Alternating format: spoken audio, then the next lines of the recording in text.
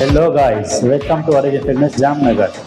આજે આપણે તમારા માટે લઈને આવી ગયા છે ન્યૂ ફ્રેગ્રન્સ પોલો બ્લુ. આની ફ્રેગ્રન્સની વાત કરીએ તો આ એક ફ્રેશ અને એક્વેટિક ફ્રેગ્રન્સ છે અને એનું મિનિમમ લાસ્ટિંગ 6 કલાક રહેશે. અને તમને પણ જો ફ્રેશ અને એક્વેટિક ફ્રેગ્રન્સ પસંદ હોય તો આ ફ્રેગ્રન્સ જરૂરથી ટ્રાય કરજો.